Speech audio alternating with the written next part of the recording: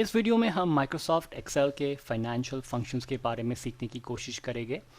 मैं ऑफिस का 2013 series use कर रहा हूँ, पर इसमें जो भी मैं दिखाऊंगा ज़्यादातर सभी चीज़ें हर माइक्रोसॉफ्ट ऑफिस के वर्जन को अप्लाई करेगी। एक फंक्शन है जिसके बारे में बताऊंगा जो सिर्फ नए ऑफिस के वर्जन में अवेलेबल है। तो इसको देखने से आपको एटलीस्ट बेसिक आइडिया मिल जाएगी कि ये फाइनेंशियल फंक्शंस कैसे यूज़ होते हैं, और फिर आप हेल्प विंडो से और भी इंफॉर्मेशन दूसरे फंक्शंस के बारे में देख सकते हो।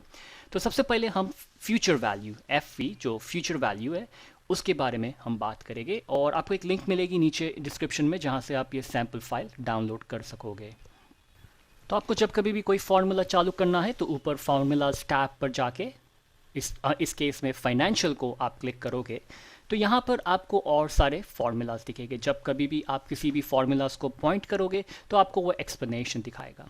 तो आप स्क्रॉल डाउन करके मैं अल्फ़ाबेटिकल ऑर्डर में FV ढूंढता हूँ, तो यहाँ पर ये FV फार्मूला मुझे मिल गया जो से एक्सप्लेनेशन दे रहा है और कह रहा है कि returns the future value of an investment based on a periodic constant payments and a constant interest rate. यानी ये फाइंड आउट करने की कोशिश कर रहा है कि बेस्ड ऑन ये सब इंफॉर्मेशन की फ्यूचर में मुझे क्या पैसे रिटर्न मिलेंगे। तो ये फ्यूचर वैल्यू है, और अगेन ये सैम्पल फाइल आपको नीचे लिंक में मिल जाएगी, तो वहाँ से आप डाउनलोड कर ले।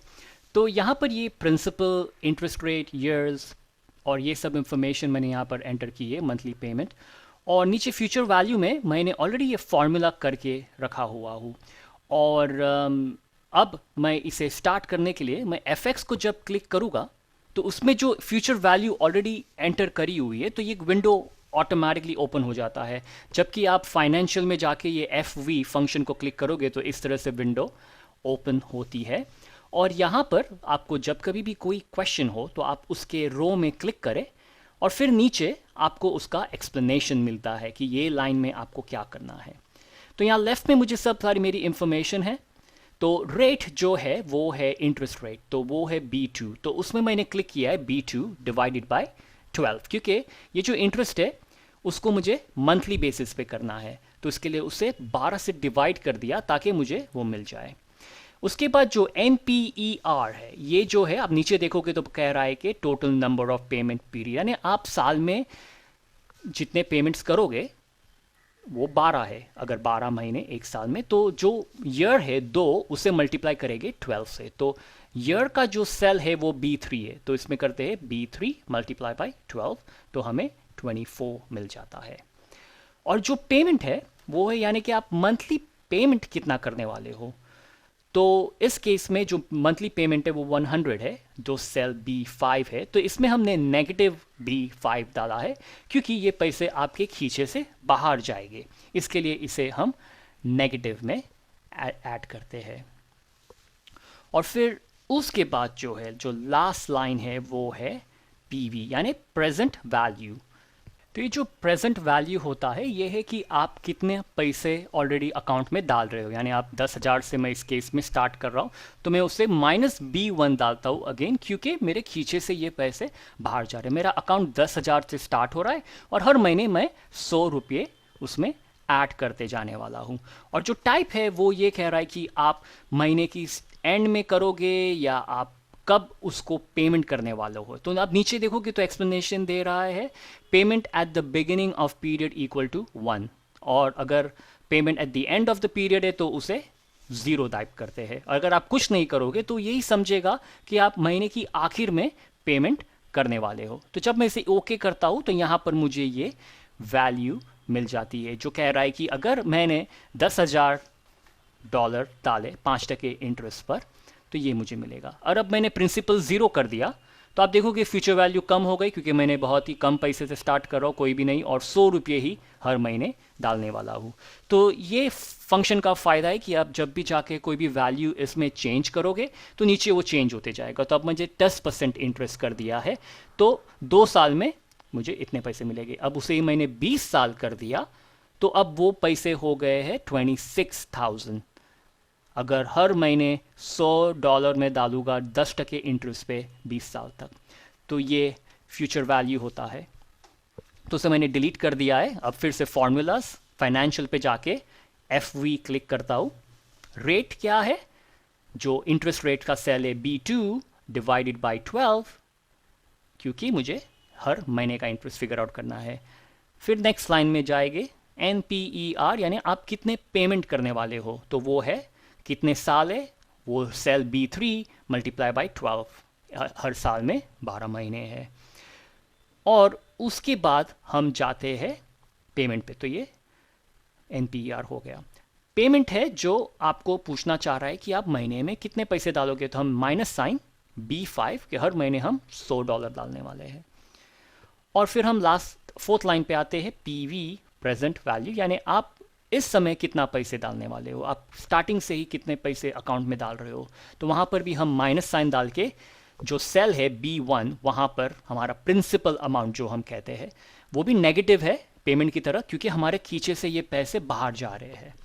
और फिर जो टाइप है वो ये डिसाइड करता है कि आप महीने की आखिर में पैसे देने वाले हो या पेमेंट महीने की स्टार्ट में करने वाले हो। अगर आप 1 टाइप करते हो तो महीने की स्टार्ट में आप पेमेंट कर रहे हो, आप 0 टाइप करोगे तो महीने की आखिर में।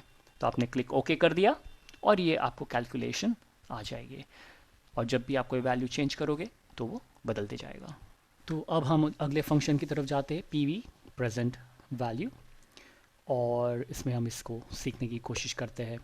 तो यहाँ पर मैंने फिर से फॉर्मूला किया हुआ है। तो ये जब अब आपको चालू करना है तो आप फाइनेंशियल फंक्शन में जाके PV प्रेजेंट वैल्यू को ढूंढेंगे और फिर आप उसे पॉइंट करेंगे। अगर आपको इस तरह से नहीं ढूंढना तो आप ये FX को क्लिक करें और फिर इस विंडो में आप PV टाइप करके गो हिट करें या एंटर मारे, तो आपको ये नीचे देखो PV ढूंढा है और वहाँ पर नीचे वो आपको एक्सप्लेनेशन दे रहा है,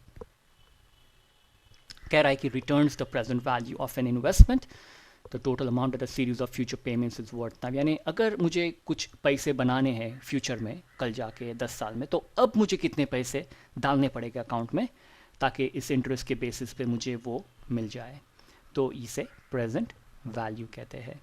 तो हम ये सीखेंगे। तो अब इस सेल में मैंने ऑलरेडी टाइप किया है, तो जब मैं FX को क्लिक करूँगा तो ये ऑटोमेटिकली मुझे प्रेजेंट वैल्यू की विंडो ओपन करके दे रहा है, ना कि पूछ रहा है कि कौन सा फॉर्मूला मुझे करना है, क्योंकि उसमें PV है।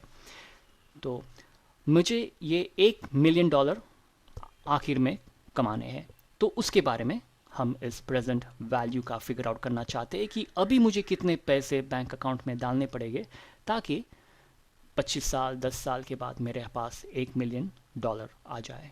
तो इसके लिए हम प्रेजेंट वैल्यू का फंक्शन यूज़ करते हैं। तो उसके लिए रेट जो है वो है मेरा 10%, वो सेल है B2 डिवाइडेड बाई 12, क्योंकि महीने का हिसाब है। NPER है वो कितने साल है, वो है B3 मल्टीप्लाई बाई 12, उससे मुझे 300 पेमेंट हो गए, महीने की एक पेमेंट, तो 25 साल में। पेमेंट जो है वो महीने की कितने $200 में डालने वाला हूँ, तो उससे नेगेटिव B4 डाल रहा हूँ क्योंकि मेरे खींचे से ये पैसे बाहर जाने वाले हैं।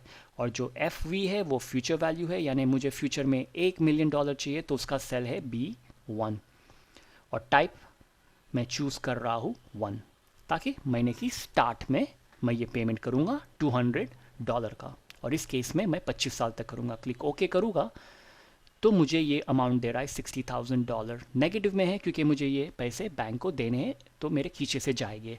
तो अगर मैं ये $60,000 मेरे बैंक में डालूँगा 10% इंटरेस्ट पे 25 साल तक, हर महीने $200 दूंगा, तो मुझे $1 मिलियन 25 साल के बाद मिल सकते हैं। तो इसे प्रेजेंट वैल्यू फंक्शन कहते हैं कि प्रेजेंट में मुझे इतने पैसे बैंक अकाउंट में डालने हैं। अगर ये मंथली पेमेंट चेंज कर दूँ और 0 कर दूँ और एंटर मारूंगा तो प्रेजेंट वैल्यू बढ़ गया। अब मुझे कह रहा है कि अगर आपको ये करना है तो $82,000 डालना पड़ेगा, 25 साल के लिए 10% पे $1 मिलियन हो जाएगा।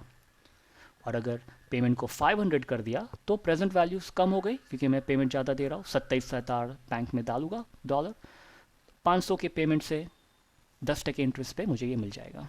तो उसके लिए मैंने एक एग्जाम्पल भी क्रिएट किया हुआ है, आप नीचे देखोगे तो PV एग्जाम्पल करके, और यहाँ पर ये मैंने पूरा कैलकुलेशन करके रखा हुआ है। तो यहाँ पर मैंने ये पूरा एंटर करके रखा है कि मुझे 5 साल 10 साल 15 साल 20 साल 25 साल के कैलकुलेशन करने हैं, और इन इंटरेस्ट रेट पे 3% 4%। तो हम अलग अलग एंगल से हम हमारे इन्वेस्टमेंट को देखने की कोशिश कर सकते हैं कि कितने पैसे डालूंगा, कितने साल के लिए, कितने इंटरेस्ट पे। तो ये एक अच्छा सा ग्रिड बन जाता है। तो इस सेल में क्लिक करता हूँ और मैं अगर FX को क्लिक करूँगा तो ये प्रेजेंट वैल्यू का चालू हो गया है। और फिर यहाँ पर हम रेट पे आते हैं, तो रेट है A2 और इसमें आप देखोगे मैंने डॉलर साइन डाला है A के आगे। अगर आपने एब्सोल्यूट रेफरेंस का मेरा वीडियो देखा है तो उसमें मैंने आपको बताया था कि ये डॉलर साइन क्या करता है। तो इस केस में मैं फिल हैंडल लेके इसी फॉर्मूला को अगली लाइन में अप्लाई करने वाला हूँ। तो मैं चाहूँगा कि A2 जो है वो अगले सेल में A3 हो जाए, क्योंकि मुझे 4% के साथ नेक्स्ट लाइन में कैलकुलेशन करना है और उसके बाद 5%। मगर मुझे A चेंज नहीं करना, क्योंकि A B नहीं होना चाहिए, A को A रहने देना है, 2 को नहीं चेंज करना। इसके लिए उसके आगे हम डॉलर साइन नहीं डालेंगे और फिर उसे डिवाइड बाई 12 करूँगा तो मेरा रेट मुझे मिल जाता है। तो ये एब्सोल्यूट रेफरेंस की आइडिया है। नेक्स्ट लाइन है NPER, यानी कितने पेमेंट होने वाले हैं। जो 5 साल है तो वो B1 का सेल है जिसमें 5 है इस केस में, और इसमें मैंने $1 डाला है क्योंकि मैं नहीं चाहता कि वो रो 1 जो है वो चेंज हो। फिर से बात करूँगा इसके बारे में। पेमेंट जो है वो क्या मैं पेमेंट करने वाला हूँ, फिलहाल मैं कहता हूँ कि नहीं, और फ्यूचर वैल्यू 1 मिलियन और क्लिक ओके करता हूँ तो मुझे कहता है कि अगर आप 5 साल के लिए 3% का इंटरेस्ट रहेगा तो अभी आपको 860,000 यानी $8,60,000 जितने पैसे अभी डालोगे तो तब जाके आपको $10 लाख आपको मिलेंगे। तो ये एक प्रेजेंट वैल्यू हुआ है। तो मैं ये बाकी की चीज़ें डिलीट कर डालता हूँ आपको दिखाने के लिए। तो अब ये इस सेल में क्लिक करके फिल हैंडल ढूंढ के कॉर्नर में जाके इसे पुल कर देता हूँ, तो ये सारे के सारे फार्मूला फिल अप हो गए हैं। और आप देखोगे कि किस तरह से ये फार्मूला यहाँ पे दिख रहा है प्रेजेंट वैल्यू का। मैं ये शो फार्मूला टर्न ऑन करता हूँ जो फार्मूला की टैब के अंदर है और वहाँ पे शो फार्मूलाज है, तो ये मुझे सब फार्मूलाज यहीं पर ही दिखा रहा है। तो आप देखो कि फर्स्ट लाइन में A2 है जो नेक्स्ट लाइन में A3 हो गया और फिर A4, और ये जो B1 है वो B1 ही है। इसमें फ़र्क नहीं गिरता क्योंकि वो हम नीचे जा रहे तो वो चेंज नहीं होता B एनीवेज।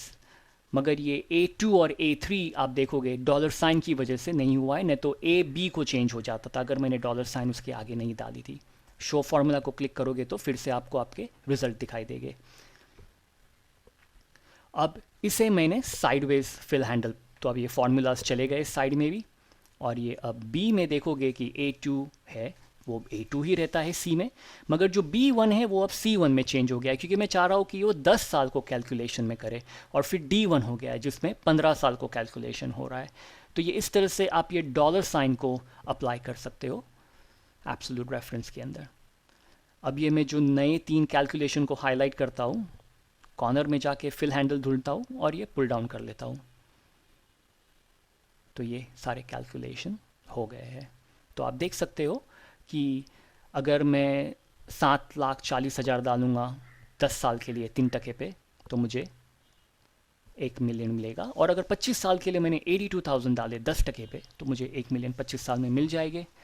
10% नॉर्थ अमेरिका में तो नहीं मिलता, मगर इंडिया में अब थोड़े कम होने लगे, नहीं तो 9% मिलते थे, अभी 8% पे आ गया है। तो आप ये इससे आप फिगर आउट कर सकते हो कि किस इंटरेस्ट पे कितने पैसे डालूँगा कितने साल के लिए तो मुझे मेरे फ्यूचर में इतने पैसे मुझे मिल जाएंगे। तो इसके लिए प्रेजेंट वैल्यू का आप फंक्शन यूज़ कर रहे हो कि अभी मुझे कितने बैंक में डालने पड़ेंगे।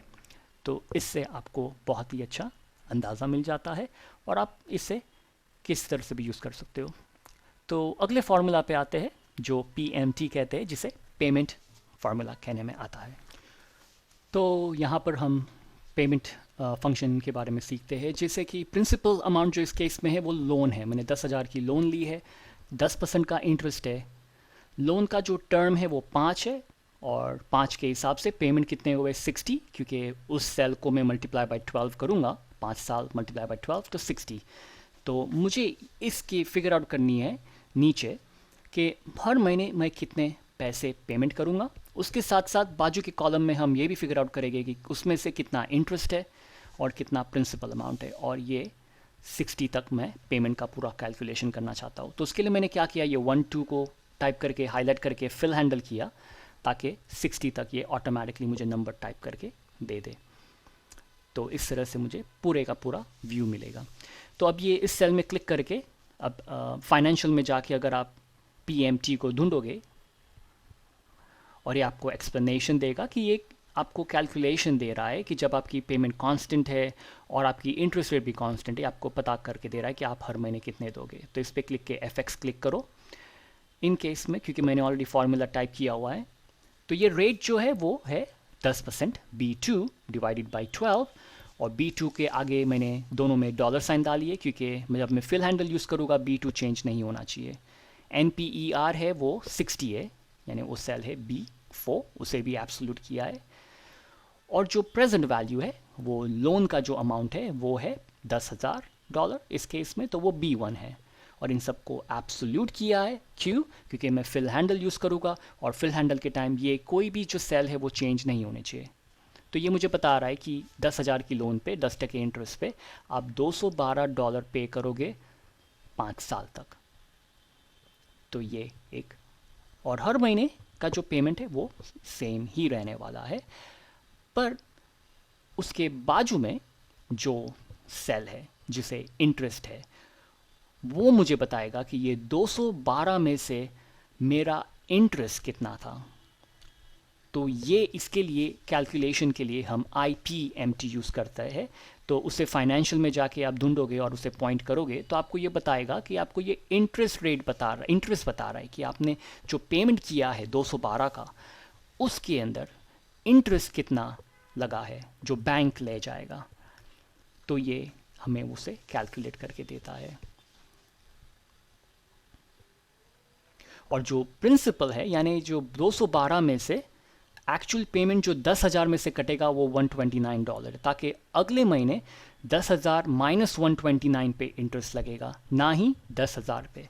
तो ये इस तरह से ये पूरा 60 का पेमेंट हो रहा है। मेरा पेमेंट सेम है मगर हर महीने मेरा इंटरेस्ट कम होते जाएगा। तो अब मैं FX को क्लिक करता हूँ तो ये मुझे ये बता रहा है यहाँ पे ये IPMT के विंडो के बारे में। रेट जो है वो 10% है डिवाइडेड बाई 12, उसे भी एब्सोल्यूट कर दिया हूँ।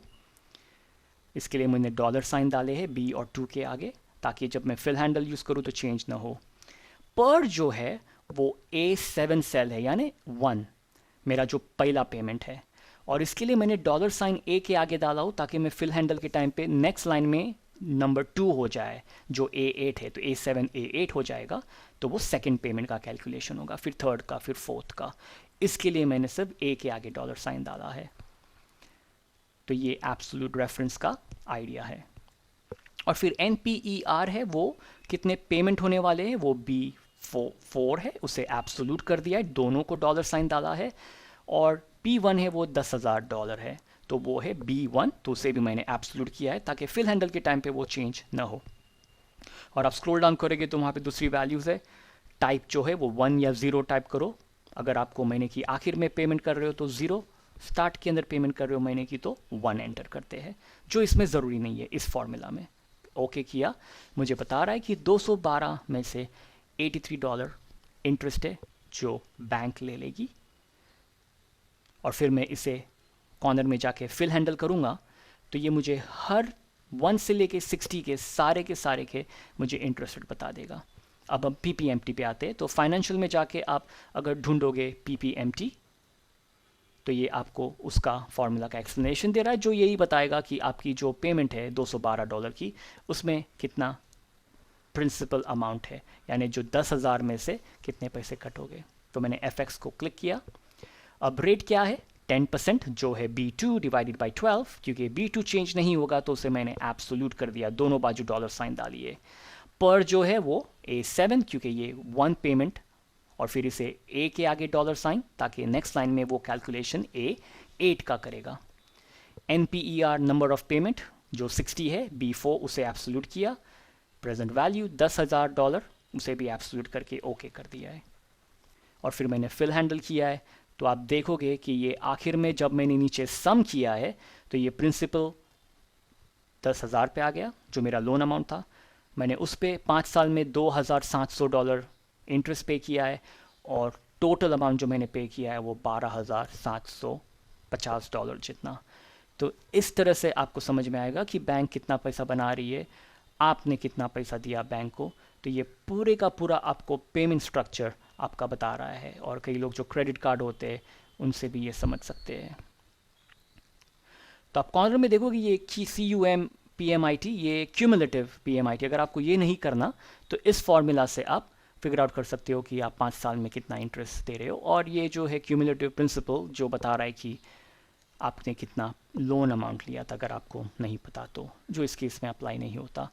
तो हम इससे देखते हैं CUMPMIT, तो यहाँ पे पॉइंट करते हैं, तो एक्सप्लेन कर रहा है returns the cumulative interest paid, यानी आपने टोटल कितना इंटरेस्ट पे किया है।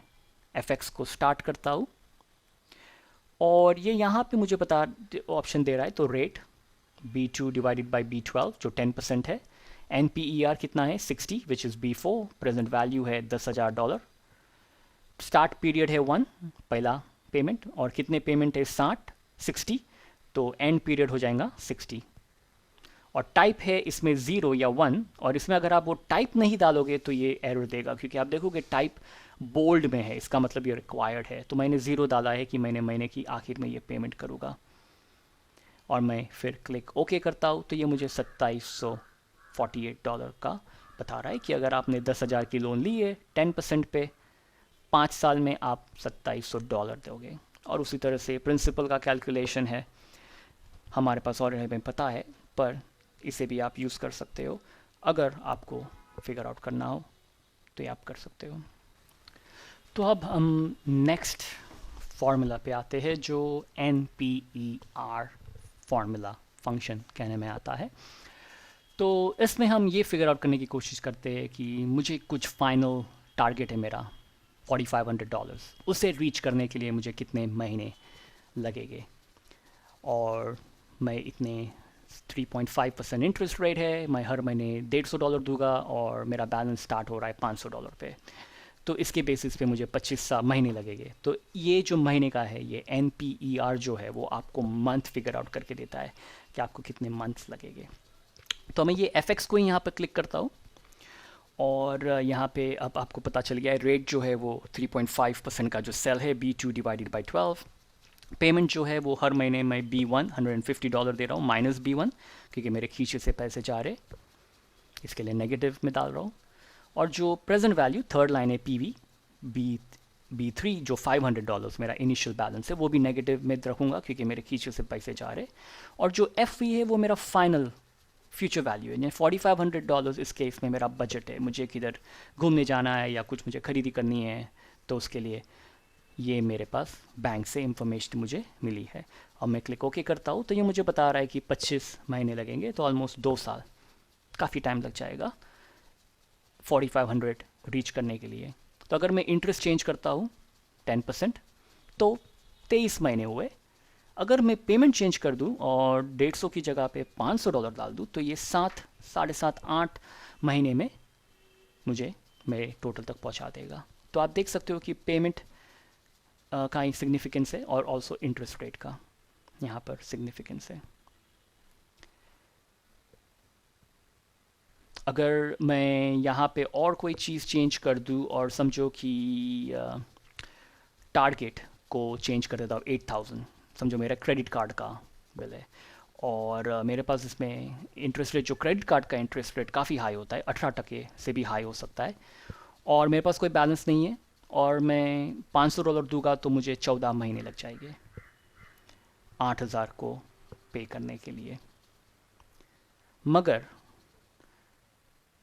कई बार क्रेडिट कार्ड में उन लोग कहते हैं आप मिनिमम पैसे दो, जैसे US कनाडा में कहते हैं $10। अगर मैंने ये किया 8,000 को पे करने के लिए 172 मंथ्स लग जाएंगे, यानी जो है इक्वल टू 172 डिवाइडेड बाई 12, यानी 14.5 साल लग जाएंगे। इसके लिए क्रेडिट कार्ड से संभल के रहिए। अगर आप यूज़ भी करते हो अच्छी बात है, मगर जितना हो सके उतना पेमेंट जल्दी कर दे, क्योंकि वो इंटरेस्ट रेट आपको बहुत ही हर्ट करेगा। अगला फॉर्मूला है रेट। रेट के अंदर हम ये फाइंड आउट करने की कोशिश करते हैं कि मेरे पास टाइम है, बैलेंस है, मंथली पेमेंट है, तो मुझे कितने इंटरेस्ट रेट चाहिए ताकि मैं अपना टारगेट पहुंच सकूं। आगे के अंदर हमने NPER में ये फिगर आउट किया कि कितने महीने, उसमें रेट हमारे पास था, हम मंथ्स फिगर आउट कर रहे थे। तो यहाँ पर हम इंटरेस्ट रेट ढूंढने की कोशिश करते हैं कि मुझे कितने इंटरेस्ट रेट का इन्वेस्टमेंट बैंक के पास से या कहीं पे ढूंढना पड़ेगा ताकि मैं अपना टारगेट पहुँच सकूँ। तो यहाँ पर जब मैं ये रेट पे जाऊँगा फाइनेंशियल के अंदर, तो यहाँ पर फिर से आपको ये एक्सप्लेनेशन दे रहा है कि रिटर्न्स द इंटरेस्ट रेट पर पीरियड ऑफ अ लोन के क्या है। तो ये रेट है। अगर मैं यहाँ पे एफ को क्लिक करूँगा तो मुझे एक एरर आ रहा है जो मैं आपको आगे दिखाता हूँ। फिर से क्लिक करूँगा तो फिर से वो एरर आ रहा है, तो मैं इसे डिलीट कर डालता हूँ और ये मैं फिर से इसे स्टार्ट से चालू करता हूँ। तो फाइनेंशियल रेट को ढूंढता हूँ और रेट को क्लिक कर देता हूँ। और NPER क्या है हमारा, 3 साल इस केस में, जो B4 है। NPER यानी कितने पेमेंट आप कर रहे हो, 3 मल्टीप्लाई बाय 12, ताकि हमें मंथली बेसिस पे मिल जाए। पेमेंट जो है वो आप मंथली पेमेंट क्या कर रहे हो, इस केस में 150, तो माइनस साइन डाल के B2 को क्लिक कर देता हूँ। प्रेजेंट वैल्यू यानी आपका स्टार्टिंग बैलेंस क्या है, तो इस केस में है B1, तो नेगेटिव B1 पे क्लिक कर देता हूँ। और FV जो फ्यूचर वैल्यू है यानी आपका टारगेट क्या है, फाइनल बैलेंस क्या चाहते हो आप, तो उसे मैं क्लिक कर देता हूँ B3 पे। और यहाँ पर भी आप टाइप डाल सकते हो, महीने की स्टार्टिंग में पेमेंट डालना है या एंडिंग में 1 या 0, और उसका एक्सप्लेनेशन आपको नीचे मिल रहा है। और क्लिक ओके करता हूँ तो ये मुझे 0.88% जो एक मंथली पेमेंट है। मुझे जो एरर आ रहा था वो इसके लिए आ रहा था क्योंकि मैंने इस फॉर्मूला में बाद में एंड में मल्टीप्लाई बाय 12 डाला है, ताकि मुझे एक ईयरली इंटरेस्ट रेट पता चल जाता है। इसके लिए जब मैं FX को क्लिक कर रहा था मुझे वो एरर मैसेज आ रहा था।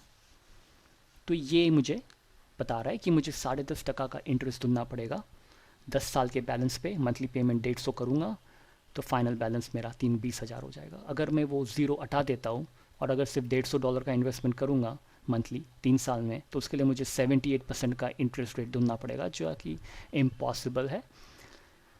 अगर मैं अपना फाइनल बैलेंस हटा देता हूँ तो वो इंटरेस्ट कम होता है। मेरे ख्याल से ऊपर जो है वो वहाँ पे -1 या नेगेटिव कुछ बैलेंस डालना पड़ेगा ताकि ये रेट सही से आपको दिखाई दे नीचे। तो ये काफ़ी यूज़फुल है। और अगर ऊपर में फिर से 500 डाल देता हूँ स्टार्टिंग बैलेंस, तो मुझे बता रहा है कि आपको 10.5% का इंटरेस्ट रेट ढूंढना पड़ेगा 5,000 पहुँचने के लिए 3 साल में, और मंथली पेमेंट 150। मैं अंडू करता हूँ थोड़ी बार ताकि मैं ओरिजिनल वैल्यूज़ पे आ जाऊँ। तो ये रहा मेरा ओरिजिनल 10,000 स्टार्टिंग बैलेंस 3 साल में। अगर 4 साल मैंने कर दिया तो इंटरेस्ट रेट कम हो गया क्योंकि मैंने टाइम बढ़ा दिया हो। तो अब मैं 4.75% का भी इंटरेस्ट ढूंढूंगा तो मेरे पैसे 10 साल से 20 साल हो जाएंगे, अगर मैं हर महीने $150 साथ में डालूंगा तो ये था रेट। तो अगले फंक्शन जो लास्ट है वो RRI का फंक्शन है, और ये जो फंक्शन है वो सिर्फ एक्सेल 2013 और अब जो नया 2016 आया है उसमें ये अवेलेबल है। इसमें काफ़ी सिंपल सी आइडिया है और बहुत ही इंटरेस्टिंग है कि आपके पास एक बैलेंस है, आपने $5,000 और आपको रिटर्न मिलने वाला है 7,433 3 साल के अंदर। तो आपको फाइंड आउट करना था कि आपको ये क्या इंटरेस्ट रेट रिटर्न मिल रहा है। तो ये RRI का जो फंक्शन है रिटर्न रेट, वो आपके इन्वेस्टमेंट के ऊपर क्या है उसका फॉर्मूला है। तो काफ़ी सिंपल सी आइडिया है, और अगर आपके पास नहीं है 2013 तो भी आप सिर्फ जान के रखिए। और ये फाइनेंशियल में जाके जब आप मैं ये RRI को पॉइंट करूँगा तो ये मुझे अगेन फिर से एक्सप्लेनेशन देगा। तो मैं इसे FX को क्लिक करके RRI फंक्शन स्टार्ट करता हूँ। बहुत ही सिंपल है, NPER है यानी पेमेंट 3। अब मैं इसे 3 रहने देता हूँ क्योंकि मुझे पूरे साल का इंटरेस्ट चाहिए, तो 12 से कुछ मतलब नहीं है। और जो प्रेजेंट वैल्यू है वो B2 है और फ्यूचर वैल्यू है वो B3 है। जब क्लिक ओके करता हूँ तो ये मुझे बता रहा है कि मुझे 14% इंटरेस्ट मिल रहा है अगर मुझे ये रिटर्न कोई दे रहा है। अगर मैं 2000 इनिशियल बैलेंस है तो 55% हो जाता है, 5 साल कर दूंगा तो वो 30% ये रिटर्न आ रहा है इन्वेस्टमेंट पे। तो ये RRI का इंटरेस्ट रेट है। और आपको कभी भी कोई सवाल हो मैं आपको हाईली रेकमेंड करूँगा कि फाइनेंशियल के बटन को क्लिक करके एक एक फंक्शन को क्लिक करें, उसके एक्सप्लेनेशन को रीड करें। अगर आपको ज़्यादा जानना है तो आप ये कॉर्नर में हेल्प सेक्शन में भी जा सकते हो, उसे क्लिक करें, फंक्शंस के बारे में स्टडी करें, और यहाँ से आप कभी भी उसे पॉइंट करके उसके एक्सप्लेनेशन को रीड करें। आपको एटलीस्ट आइडिया रहेगा कि ये क्या है और वहीं पर ही आप फिर हेल्प भी यहाँ से क्लिक कर सकते हो, हेल्प ऑन दिस फंक्शन, इस विंडो से भी आप जा सकते हो, आपको एक एग्जाम्पल भी मिल सकता है उस विंडो पे। तो इस तरह से आप आपका फाइनेंशियल का जो नॉलेज है आप इंक्रीज़ कर सकते हो।